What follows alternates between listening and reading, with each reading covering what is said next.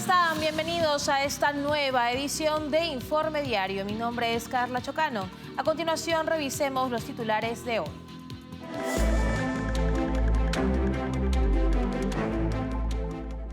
En España, Alberto Núñez Feijóo, líder del Partido Popular, reafirmó su apoyo al presidente electo de Venezuela, Edmundo González Urrutia.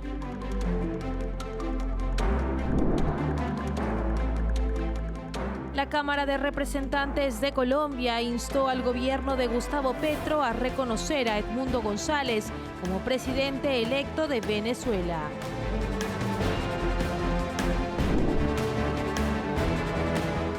Estados Unidos impuso aranceles del 100% para los autos eléctricos chinos y del 25% para las baterías de estos vehículos.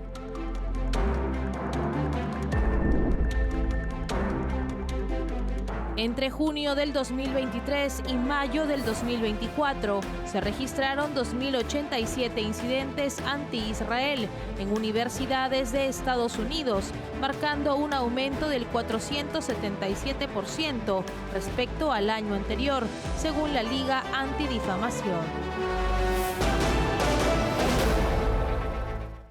Empezamos con el desarrollo de la información contándoles que Alberto Núñez Feijóo, líder del Partido Popular, reafirmó su apoyo al opositor venezolano Edmundo González Urrutia, reconocido por el Congreso español como el presidente electo de Venezuela. En una reunión privada, Feijóo criticó al gobierno de Pedro Sánchez por no emitir aún un reconocimiento oficial y destacó su compromiso con la causa democrática en Venezuela. En una reunión privada en el Congreso de los Diputados, el líder del Partido Popular, Alberto Núñez Feijóo, reafirmó su apoyo al opositor venezolano Edmundo González Urrutia, a quien describió como el presidente electo de Venezuela. Este encuentro ocurre una semana después de que el Congreso español reconociera a González como presidente electo, gracias a una iniciativa impulsada por el PP y respaldada también por otros partidos como Vox y Coalición Canaria. Feijóo destacó su compromiso moral y político con el pueblo venezolano y reiteró su apoyo a la causa democrática que lideran González Urrutia y María Corina Machado. A pesar del reconocimiento del Congreso, el gobierno de Pedro Sánchez ha optado por esperar una posición conjunta de la Unión Europea antes de emitir su propio reconocimiento oficial. La situación de las elecciones venezolanas del 28 de julio, fuertemente cuestionadas por organismos internacionales, sigue siendo un tema de controversia. Además, Feijóo exigió al gobierno español que informe sobre la situación de los 2 ciudadanos españoles detenidos en Venezuela, mientras que su portavoz parlamentario Miguel Tellado criticó la falta de transparencia del Ejecutivo en este asunto. Según Tellado, la hoja de ruta del gobierno de Sánchez respecto a Venezuela está marcada por intereses de terceros, lo que refuerza la crítica del PP hacia las relaciones entre la Moncloa y el régimen de Nicolás Maduro. La estrategia del PP sigue centrada en su rechazo a la gestión de Sánchez en relación con Venezuela, enfatizando su apoyo a los esfuerzos por liberar a los presos políticos y restablecer la democracia en el país. Y la deriva autoritaria del régimen de Nicolás Maduro ha alcanzado un nuevo nivel, con la detención de 16 españoles acusados de delitos políticos. Entre los presos se encuentran 11 hombres y 5 mujeres, muchos de ellos con doble nacionalidad hispano-venezolana. Los 2 más recientes, José María Basoa y Andrés Martínez, fueron detenidos en una zona fronteriza entre Colombia y Venezuela, mientras se encontraban de vacaciones, elevando la cifra total de españoles encarcelados. El Foro Penal venezolano ha confirmado que 6 de los detenidos hispano-venezolanos fueron arrestados durante la represión posterior a las protestas que siguieron al fraude electoral del 28 de julio. Este contexto de represión ha sido calificado por la Comisión Interamericana de Derechos Humanos como terrorismo de Estado. Entre los presos históricos se incluyen Jorge Alayeto, María Auxiliadora Delgado Taboski y Ángela Expósito, todos detenidos desde hace años y acusados de conspiración o por vínculos familiares con opositores al régimen. La situación de los presos ha generado fuertes críticas desde organizaciones de derechos humanos y familiares de los detenidos, quienes han denunciado las condiciones inhumanas y la falta de apoyo consular. Verónica Noya, hermana de Fernando Noya, uno de los detenidos, ha instado al gobierno español a aumentar la presión diplomática para garantizar la liberación de los presos. Pese a esta situación, el gobierno de Pedro Sánchez ha mantenido un bajo perfil en cuanto a estos casos, lo que ha generado frustración entre las familias de los detenidos. Y por su parte, la ministra de Exteriores de Argentina, Diana Mondino, calificó como absurdas las acusaciones del régimen de Nicolás Maduro contra los 6 opositores refugiados en la embajada argentina en Caracas. En declaraciones a la agencia de noticias EFE, Mondino afirmó que esta situación es un símbolo de las aberraciones que están ocurriendo en Venezuela y enfatizó que estas 6 personas deberían poder salir, pues de lo contrario son prisioneros. Hablamos con ellos prácticamente en una forma diaria, mientras estuvo a cargo de la diplomacia argentina, obviamente convivían en una misma casa. Ahora Brasil ha aceptado la muy difícil responsabilidad de detenerlos y tenemos un contacto directo a través de Brasil o inclusive a veces nosotros mismos. La verdad que las acusaciones que se hacen son un poco absurdas, porque no hay ninguna duda de que estando dentro de la casa no se pueden organizar ningún tipo de problemas que se aducen. Hace 2 o 3 días acusaban de unos ataques con granada, unas cosas que son realmente disparatadas. Bueno, esperemos que esto se pueda ir solucionando, pero la crisis política en Venezuela excede completamente la situación de estas 6 personas. Creo que son un símbolo de las aberraciones que están ocurriendo, porque estas 6 personas deberían poder salir cuando necesitan, si no son prisioneros. Y reconozcamos que eso no debería ser lo que ocurre. Lo que estamos muy preocupados es no solo por la situación política y económica que tiene Venezuela, sino por una situación social. Tienes que pensar que ya hay 7, 8 millones de personas que se han ido de Venezuela. Y es probable que si continúan estos problemas políticos, tal vez haya más gente que prefiere estar fuera de su país. Eso sería... Y por su parte, la Cámara de Representantes de Colombia aprobó una proposición en la que solicita al presidente Gustavo Petro reconocer a Edmundo González Urrutia como el presidente electo de Venezuela. La iniciativa fue aprobada con 83 votos a favor y 27 en contra. En el documento se condenan las violaciones de derechos humanos cometidas por el régimen de Nicolás Maduro. La proposición también rechaza lo que califican como fraude electoral en las elecciones del pasado 28 de julio en Venezuela, donde se declaró a Nicolás Maduro como ganador sin presentar prueba alguna, a diferencia de la oposición que presentó más del 80% de las actas que certificaron el triunfo del opositor Edmundo González. La Cámara de Representantes exhorta al presidente Petro a reconocer la victoria de González, señalando que no pueden ser indiferentes ante un notorio fraude electoral perpetrado por el régimen de Nicolás Maduro en las elecciones y no pueden guardar silencio ante la sistemática persecución a la que están siendo sometidos María Corina Machado y Edmundo González. Por su parte, Gustavo Petro ha mantenido una postura complaciente con la dictadura, junto con los presidentes de México y Brasil, quienes han pedido la publicación de las actas electorales y han abogado por el diálogo entre la dictadura chavista y la oposición, algo que favorece al régimen chavista. Recordemos que Edmundo González llegó recientemente a España para pedir asilo tras ser perseguido y acusado por el régimen chavista, que controla la justicia venezolana, de conspiración, lo que ha intensificado aún más las tensiones políticas. Y el miembro de la Cámara de Representantes de Colombia, Andrés Forero, instó al mandatario Gustavo Petro a que reconozca a Edmundo González como el presidente electo de Venezuela. Forero agregó que el régimen de Nicolás Maduro no quiso presentar las actas electorales porque era evidente que éstas iban a demostrar que habían perdido las elecciones. Muchas gracias, presidente. Mire, para hacer unas claridades, lo primero es que aquí estamos reconociendo en esta proposición que quien maneja las relaciones diplomáticas del país es el presidente de la República. Por eso lo que nosotros hacemos como corporación política es condenar el fraude notorio, presidente. Aquí están pidiendo pruebas, pero creo que no han visto entonces lo que ha pasado en Venezuela desde el 28 de julio. Es evidente que el régimen de Maduro no quiso mostrar las actas electorales porque sencillamente si las mostraba iban a evidenciar que había sufrido una estruendosa derrota electoral. Por otro lado, señor presidente, denunciamos las claras violaciones a los derechos humanos. Y aquí le digo, presidente, que de manera respetuosa lo que hacemos es instar al presidente de la República a que reconozca como presidente electo de Venezuela para el periodo 2025-2031 a Edmundo González, que sabemos que ganó las elecciones. Mire, presidente, yo creo que aquí no puede haber medias tintas. Aquí se está con la democracia o se está con la dictadura. Aquí se está con el pueblo bravo de Venezuela o se está con el dictador. Luego de estas declaraciones nos vamos a una pausa comercial. Regresamos con más en Informe Diario. Café Sombra de Pino.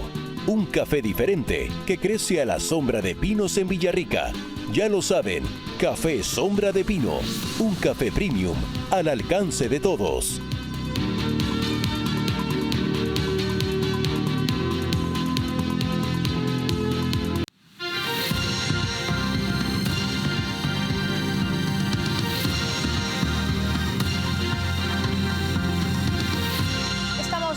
En Informe Diario. Entre junio del 2023 y mayo del 2024 se registraron 2.087 incidentes anti-Israel en diversas universidades de Estados Unidos, según datos de la Liga Antidifamación. Estos incidentes incluyen agresiones, vandalismo y acoso. La ADL insta a las universidades a actuar ante el creciente antisemitismo impulsado por algunos grupos como Estudiantes por la Justicia en Palestina y Voz Judía por la Paz. Entre junio del 2023 y mayo del 2024 se registraron 2.087 incidentes anti-Israel en universidades de Estados Unidos, marcando un aumento del 477% respecto al año anterior, según la Liga Antidifamación, conocida como ADL. Estos incidentes incluyen agresiones, vandalismo, acoso, protestas y resoluciones de desinversión, con 28 agresiones reportadas, una cifra notablemente superior a años anteriores. El informe de la ADL revela un creciente uso de retórica que apoya el terrorismo y la violencia, con menciones a grupos terroristas como Hamas y Hezbollah. Tras el ataque de Hamas a Israel el 7 de octubre del 2023, se ha intensificado el acoso y la violencia en los campus, desbordando el ámbito de la opinión pública y creando un ambiente hostil para los estudiantes judíos. Centros judíos como Hillel y Shabbat han sido objetivos frecuentes de estos incidentes, con 73 actos dirigidos a ellos. Se ha presionado a las universidades para que rompan lazos con estas organizaciones y se han producido protestas frente a sus instalaciones y eventos. La ADL insta a los administradores y profesores a tomar medidas para garantizar un entorno seguro e inclusivo para todos los estudiantes. El odio antisemita y antisionista ha alcanzado niveles sin precedentes y las instituciones educativas deben actuar para proteger a sus comunidades. Entre los grupos responsables de gran parte de esta actividad anti-israelí se encuentran Estudiantes por la Justicia en Palestina y Voz Judía por la Paz, entre otros. Estos grupos han recibido apoyo de organizaciones externas y fondos de donantes para continuar sus actividades en más de 350 campus en todo el país. Y ahora les contamos que Estados Unidos anunció nuevos aranceles sobre productos chinos de sectores estratégicos, con tasas que alcanzan el 100% para los autos eléctricos y del 25% para las baterías de estos vehículos. La medida, que entrará en vigor el 27 de septiembre, se implementa como respuesta a las prácticas comerciales de China, que según la representante de Comercio, Katherine Tai, perjudican a trabajadores y empresas estadounidenses. En reacción a los nuevos aranceles, Ford ha decidido ajustar su estrategia para los autos eléctricos. la compañía optará por enfocarse en vehículos más asequibles, abandonando su plan de producir un SUV eléctrico de gran tamaño, que ahora será solo híbrido. Este cambio en la estrategia acarrea una carga contable adicional de $400 millones y gastos extra estimados en 1.500 millones, lo que impactará negativamente en los resultados financieros del trimestre. La decisión de Ford también se debe a una caída en el valor de sus acciones a finales de julio, tras un informe trimestral que mostró pérdidas de unos 5.000 a 5.500 millones de dólares en su división de vehículos eléctricos. A pesar de las fuertes inversiones en este sector, el crecimiento de las ventas de autos eléctricos en Estados Unidos ha sido menor al esperado. Ford ha decidido concentrarse en desarrollar vehículos de precios más bajos y mayor autonomía, tratando de adaptarse a las condiciones del mercado y a los nuevos aranceles que podrían afectar gravemente sus operaciones en el futuro. Y en otras noticias, el primer ministro israelí Benjamín Netanyahu y el ministro de Defensa Yoav Gallant instaron a Estados Unidos a tomar acción militar contra Hezbollah en el norte de Israel, donde los ataques son frecuentes. Netanyahu subraya la necesidad de seguridad para permitir el regreso de 60.000 evacuados. Por su parte, Gallant coincide en que solo la fuerza restaurará la normalidad, mientras Israel refuerza la defensa civil en la región y considera cambios en su liderazgo militar. El primer ministro israelí, Benjamín Netanyahu, y el ministro de Defensa, Yoav Gallant, han urgido a Estados Unidos a que se tome una acción militar contra Hezbollah en el norte de Israel, donde el grupo terrorista lleva a cabo ataques casi diariamente. Netanyahu subrayó la necesidad de cambiar radicalmente la situación de seguridad en la región para permitir el regreso de los residentes evacuados, quienes han sido desplazados por los enfrentamientos. En una reunión reciente con el enviado especial de Estados Unidos, Amos Hochstein, Netanyahu enfatizó que a pesar del aprecio por el apoyo estadounidense, Israel tomará las medidas necesarias para garantizar la seguridad y permitir el retorno de los aproximadamente 60.000 israelíes evacuados. Netanyahu insistió en que la situación requiere una intervención más decisiva. El ministro de Defensa, Yoav Gallant, coincidió con Netanyahu, afirmando que la única forma de restaurar la normalidad en el norte es mediante una acción militar. Esta postura se presentó en un momento en que se especula sobre la posibilidad de que Netanyahu destituya a Gallant debido a su oposición a un posible conflicto en el norte. Desde el 8 de octubre del 2023, Israel ha estado en un intenso intercambio de fuego con Hezbollah, que escaló en apoyo a Hamas durante el conflicto en Gaza. Gallant advirtió a su homólogo estadounidense, Lloyd Austin, que las posibilidades de una solución diplomática se están agotando, mientras Hezbollah siga vinculado a Hamas y no cese las hostilidades en la frontera. En respuesta a los ataques, el Ministerio de Defensa israelí ha distribuido 9.000 rifles de asalto entre equipos civiles de defensa en el norte y los altos del Golán. Estos equipos, compuestos por reservistas no evacuados, trabajarán en coordinación con el ejército. La posibilidad de reemplazar a Gallant, mencionada en rumores recientes, ha generado preocupación entre las familias de los rehenes, quienes temen que la designación de Gideon Sa'ar, conocido por su postura firme en contra de los acuerdos de tregua, pueda perjudicar los esfuerzos para liberar a los cautivos. Nos separamos por unos instantes, regresamos con más tras la pausa. Café Sombra de Pino, un café diferente que crece a la sombra de pinos en Villarrica. Ya lo saben, Café Sombra de Pino, un café premium al alcance de todos.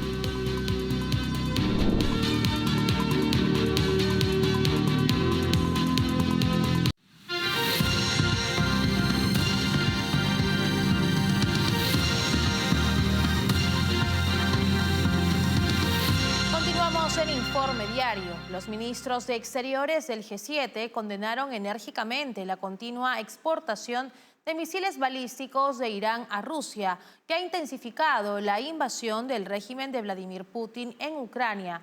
A pesar de las advertencias internacionales, Teherán ha reforzado su apoyo militar a Moscú, contribuyendo a ataques devastadores contra civiles ucranianos. El G7 advirtió que estas acciones violan el derecho internacional y amenazan la seguridad global. Los ministros de Exteriores del G7 denunciaron con firmeza la continua exportación de misiles balísticos de Irán a Rusia, una acción que desafía los llamados internacionales a Teherán para que cese su colaboración militar con Moscú. Este suministro de armas iraníes ha alimentado la maquinaria bélica rusa en su invasión contra Ucrania, pese a las reiteradas advertencias de la comunidad internacional. Los miembros del G7, que incluye a Canadá, Francia, Alemania, Italia, Japón, el Reino Unido y Estados Unidos, junto con el alto representante de la Unión Europea, señalaron que Irán ha ignorado las demandas globales y ha intensificado su apoyo militar a Rusia. Esta ayuda ha sido utilizada para perpetrar ataques devastadores sobre la población civil ucraniana y su infraestructura crítica. Desde febrero del 2022, más de 11.700 civiles han perdido la vida y más de 24.600 han sido heridos, un costo humano intolerable que sigue aumentando, con agosto del 2024 siendo uno de los meses más mortíferos hasta ahora. El G7 subrayó que el apoyo de Irán a Rusia no solo constituye una grave violación del derecho internacional, sino que también representa una amenaza directa a la seguridad europea y mundial. Además, han advertido de que tomarán nuevas medidas para responsabilizar tanto a Teherán como Moscú por sus acciones. Este nuevo capítulo en la alianza entre Irán y Rusia refleja una peligrosa escalada de la guerra en Ucrania, donde los intereses expansionistas de Moscú se ven respaldados por la ambición geopolítica de Teherán. Ambos regímenes, desafiando las normas internacionales, ponen en riesgo la estabilidad global y subrayan la necesidad de una respuesta firme y coordinada por parte de la comunidad internacional. Hasta aquí llegamos en esta edición de Informe Diario. Para más novedades pueden escanear el código QR que aparece ahora en sus pantallas. No se olviden que estamos en www.grupotvl.com. Nos pueden seguir en Twitch como TVLESP. Nos escuchan en Spotify como TVL en español y pueden suscribirse a nuestro canal de YouTube donde nos encontrarán como TVL en español. Hasta una próxima edición. Permiso.